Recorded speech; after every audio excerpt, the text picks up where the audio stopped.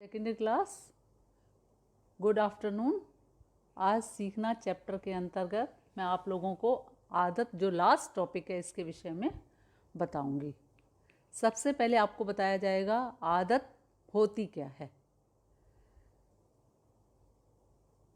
जब कोई व्यक्ति किसी कार्य को बार बार करता है तो उस व्यक्ति को उस कार्य करने की आदत पड़ जाती है। आदत जन्य जो सीखी हुई क्रियाएं हैं, एक तो उनमें मेहनत कम पड़ती है, समय कम लगता है, शक्ति की बचत होती है और ध्यान भी कम लगाना पड़ता है। उदाहरण के लिए समझ लो, जैसे हम साइकिल चलाते हैं, शुरू शुरू में हमें बैलेंस बनाने में, हैंडल पकड़ने में, इन सब चीज़ों में बहुत दिक्कत आती है।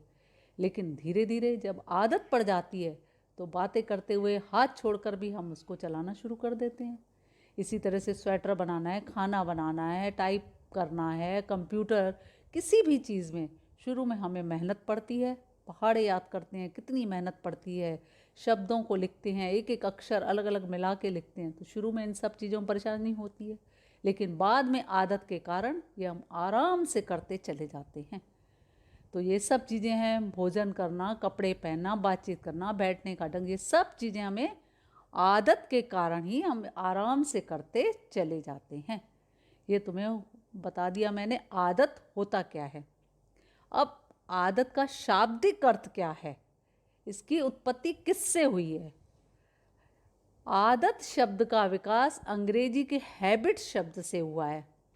हैबिट शब्द की उत्पत्ति लैटिन भाषा के हैबिट्स या हैबियर्स से मानी जाती है।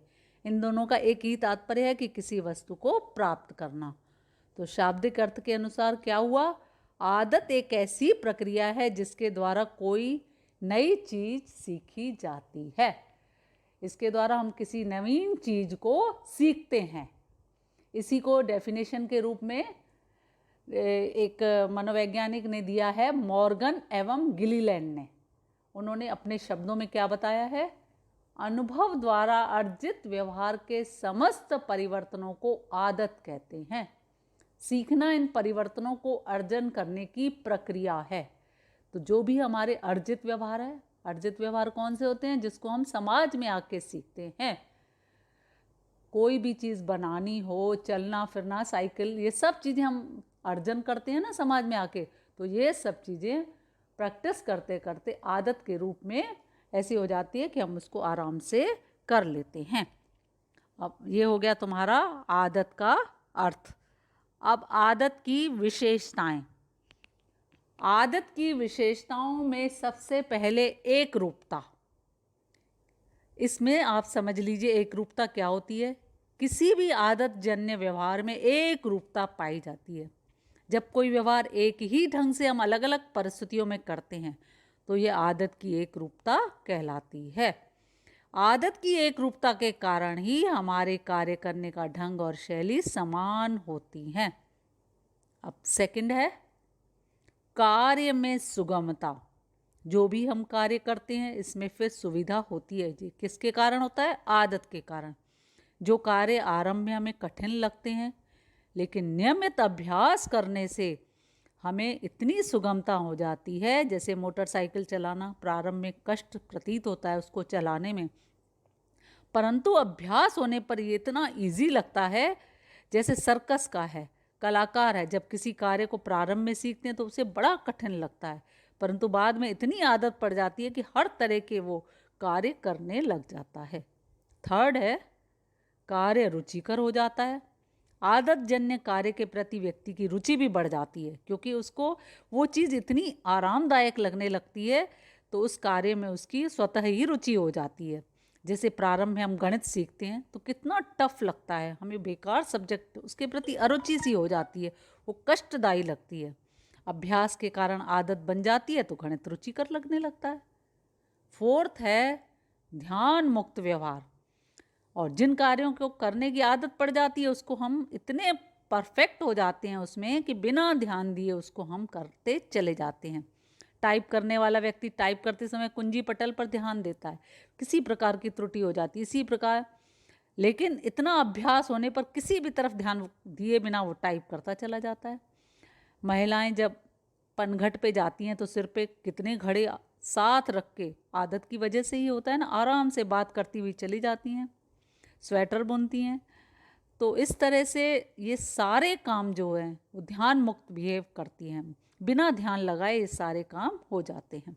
आदत अर्जित होती है, ये जन्मजात नहीं होती है, इनको हम आके समाज में सीखते हैं।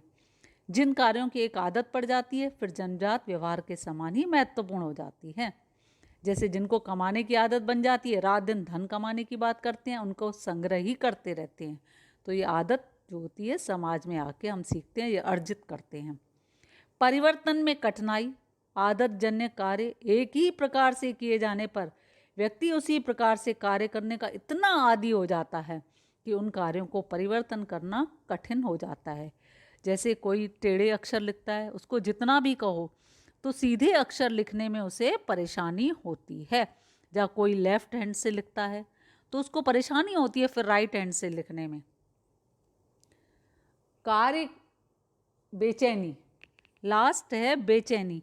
अब आदत के कारण क्या होता है, वो कार्य अगर हमें नहीं मिलता है, जैसे सुबह अखबार पढ़ने की आदत है, अगर वो नहीं मिलेगी वो चीज़ समय पर, चाय पीने की आदत है, अगर वो सुबह नहीं मिलेगी तो हमें बेचैनी अनुभव होती है।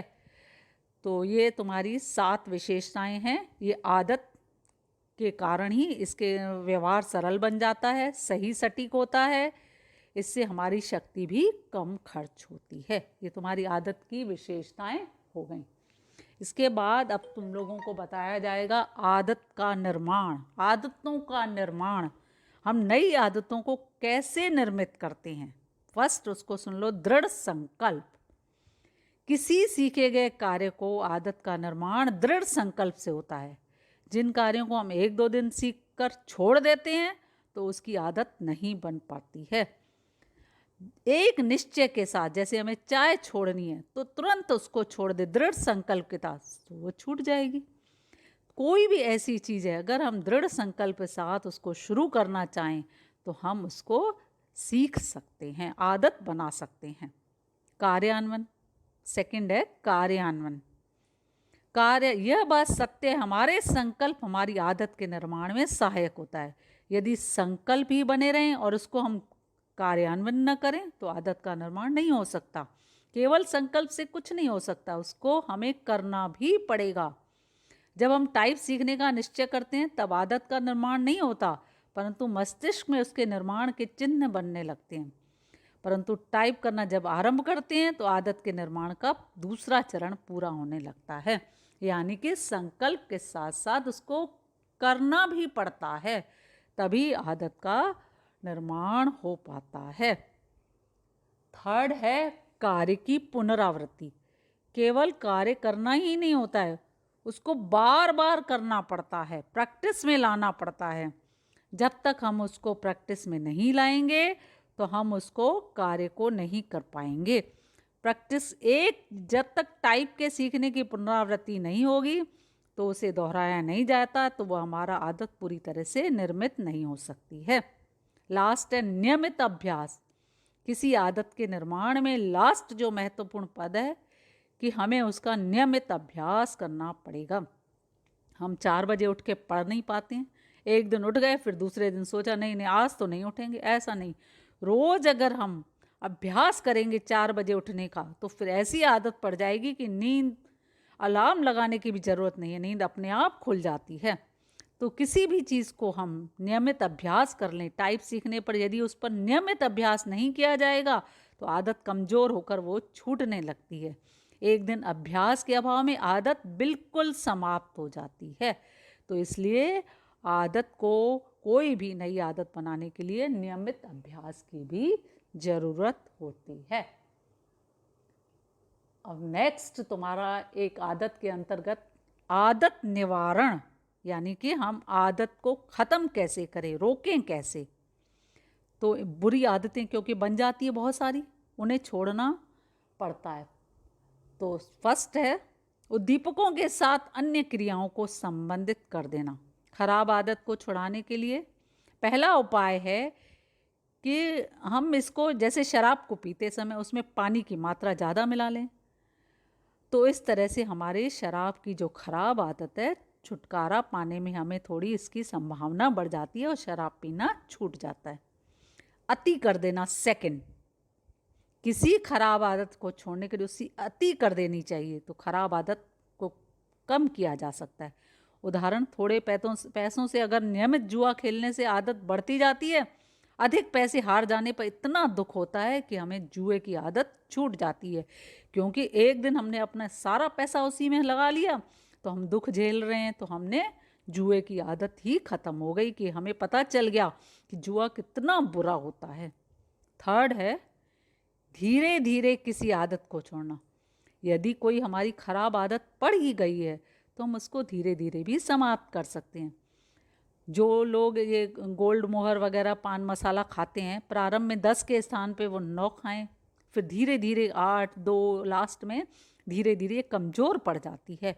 धीरे धीरे अगर हम कम करें, 4 कप चाय पीते हैं, धीरे धीरे 2 कप कर लें, फिर 1 कप कर लें, तो हमारे एक धीरे धीरे आदत छूट जाती है।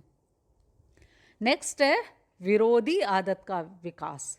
किसी गलत आदत को छोड़ने और उसे कमज़ोर करने के लिए विरोधी आदत को विकसित कर लें, तो इसको विरोध में जो आदत विकसित होगी वो धीरे धीरे वो वाली आदत दृढ़ हो जाएगी। जैसे धूम्रपान छोड़ने के लिए पान का सेवन कर लें, तंबाकू को छोड़ने के लिए हम इलायची या सौंफ मुंह में डाल दें तो ये बुरी आदत छोड़ सकते हैं। दंड एवं पुरस्कार। खराब आदत को छुड़ाने के लिए दंड पुरस्कार भी महत्वपूर्ण है। हर समय जैसे बच्चे की खेलने की आदत है तो हम उसे दंड पुरस्कार दोनों के द्वारा उसको कम किया जा सकता है। छोटे बालक की खराब आदत को दंड के द्वारा और बड़े बच्चे की आदत को पुरस्कार की सहायता से कम किया जा सकता है। नेक्स्ट है वातावरण परिवर्तन। कभी कभी व्यक्ति में गलत आदत पड़ने के कारण उसके आसपास का वातावरण होता है। ऐसे में अगर उसके हम वातावरण को परिवर्तन कर लें तो बुरी आदत को हम छुड़ा सकते हैं। तो ये तुम्हारा हो गया आदत निवारण। एक और हेडिंग है लास्ट, परिणामों का ज्ञान। अगर उसके परिणामों का ज्ञान पता चल जाए कि शराब पीने से हमारा लीवर खराब हो जाता है, सिगरेट से फेफड़े खराब हो जाते हैं, इन सब चीज़ों का कि हमारा शरीर का नुकसान होगा, उसके परिणाम के बारे में व्यक्ति को ज्ञान करा दिया जाए तो वो आदत को, उस खराब आदत को व्यक्ति छोड़ देगा। तो ये हो गया तुम्हारा आदत निवारण। तो ये आज पूरा टॉपिक हो गया है, इसको ध्यान से समझ लेना ये सारी चीज़ें। Thank you.